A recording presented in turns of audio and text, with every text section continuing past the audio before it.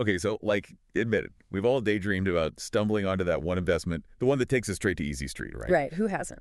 But today's deep dive, it's not about chasing those unicorns. Not exactly. No, no. We're going back in time, digging into those market moments where, honestly, you kind of got to ask, what were they thinking? Yeah. And to guide us, we've got Burton Malkiel's A Random Walk Down Wall Street. A classic. And what's so fascinating about this book, one of the things, is how much history seems to just repeat itself. You see these periods of, as Malkiel calls it, castles in the air, investing. Castles in the air. Okay, Yeah. I like that. Yeah, it's this infectious excitement, right? Everyone's piling in, markets are soaring.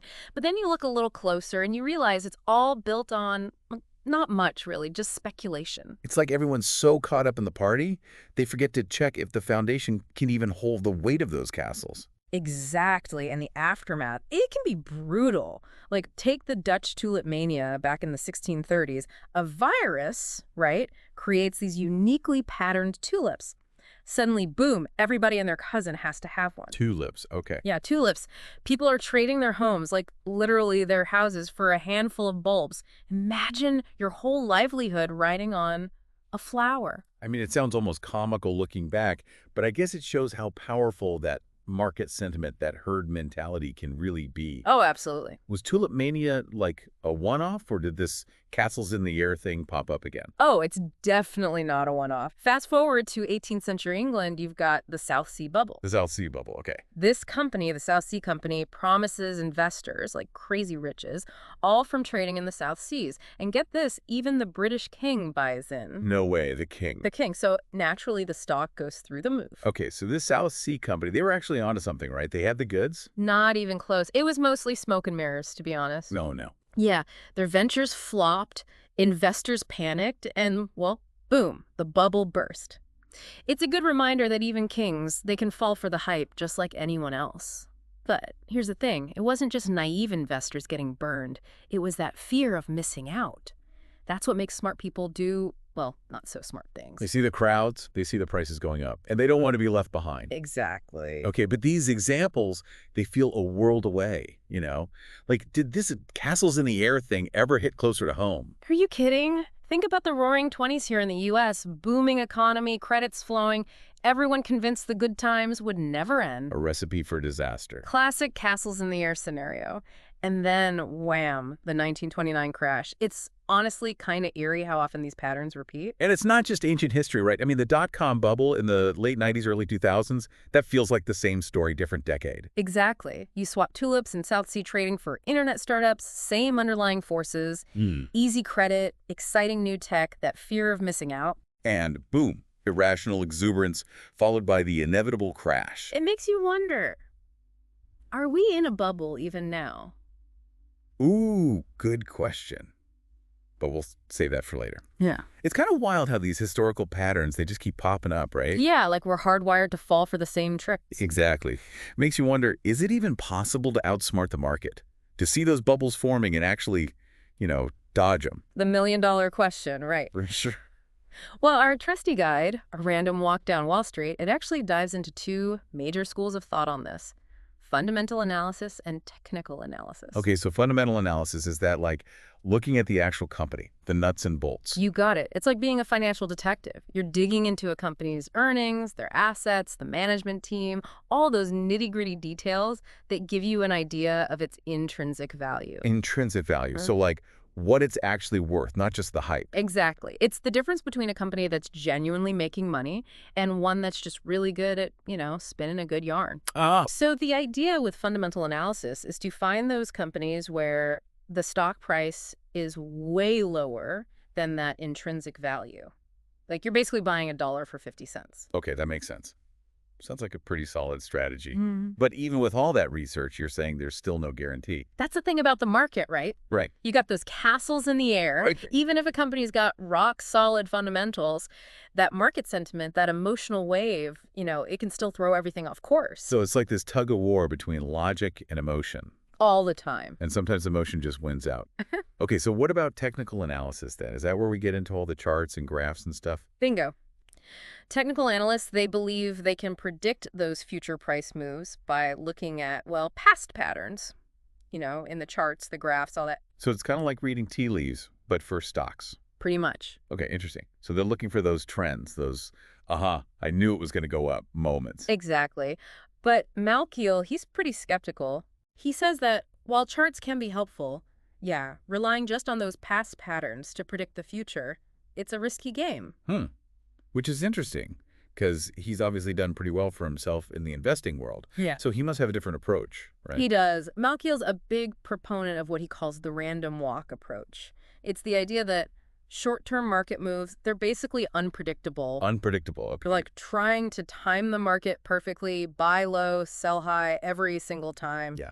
It's a loser's game, in his opinion. Okay, so if we can't really outsmart the market by, analyzing every little detail or charting every little movement, what are we supposed to do? I'm starting to feel a little lost at sea here. Don't worry, Malkiel's got us. He gives us a compass to navigate those choppy waters. Okay. He lays out 4 rules for stock picking. The idea is it's a more grounded, long-term approach. Think of it like building a strong, sturdy ship, one that can weather those market storms. I like that analogy. All right, let's hear these rules. All right, lay them on me. Those rules. Hit me with that compass. Consider it delivered.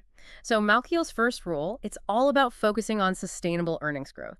Instead of chasing after the next big thing, the flavor of the month, you look for companies that have a proven track record. Steady, consistent growth, that's the ticket.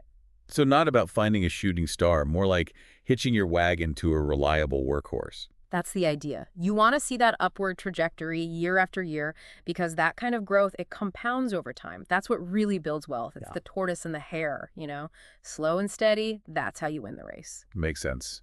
All right, rule number 2. Rule number 2, buy value, not hype. Don't get seduced by a good story or a charismatic CEO. You got to look beyond the surface, the glitz and glam, and see if the price tag, if it's actually justified. This is making me think of those tulips we talked about. Right. Sometimes the hype inflates the price way beyond what makes sense. 100%. And that leads us right into rule number 3. Beware of fairy tales. Fairy tales, okay. Even a good story, it needs solid financials backing it up. Look at the numbers, the balance sheet, the cash flow. That's how you separate those castles in the air from companies that are built on solid ground. So it's not just about finding a company with a cool product or a really inspiring mission statement. It's about making sure those financials actually back it up, that they make sense. Okay. And then finally, rule number 4, and this one can be kind of tough, especially for some personalities. Don't overtrade. Don't overtrade, okay. See, this is the one I struggle with. I like to tinker. Yeah. Feel like I'm doing something. I hear you. But every time you buy or sell, it costs you something, right? Those transaction fees. And a lot of times, those frequent trades, they come from our emotions, not our logic. And that can be costly. What Malkiel's advocating for is a more patient approach. Find those solid companies, invest for the long haul, let time do its thing. The buy and hold strategy. Exactly. Okay, I can get behind that. Yeah. What about for someone who's just starting out, though? Is picking individual stocks the way to go? It can be. But Malkiel, he's a big fan of index funds, especially for beginners. Index funds, right. Yeah. Remind me how those work again. Sure. Instead of putting all your eggs in one basket, trying to pick individual winners, you're buying a whole basket of stocks. One that tracks a market index, like the S&P 500. Okay. It's like you're betting on the overall performance of the market rather than trying to pick, the single winning horse in a race. So you're spreading your risk, diversifying right from the get-go. Exactly. And index funds, they're known for having really low fees, which over time, that makes a huge difference in your returns. Plus, they're very tax efficient, keep more of that hard-earned money. Index funds, I'm telling you, gotta love that low-maintenance, diversified approach. Right. It's like the base of your investment smoothie, and then if you want, you can always spice it up with some individual stocks, other investments if you're feeling a little adventurous. I love that analogy, the base of your smoothie. And you can even look into life cycle funds, basically index funds on autopilot. Oh, autopilot, okay. You pick your target retirement date, and the fund, it automatically adjusts its asset allocation over time, gets more conservative as you get closer to retirement. So it's like hands off. Yeah. Right. It manages your investments for you as you go through different life stages.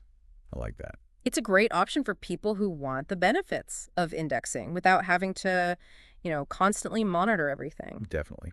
We've covered a lot of ground today. We've gone from cautionary tales of these crazy market bubbles to Malkiel's, really timeless investing wisdom.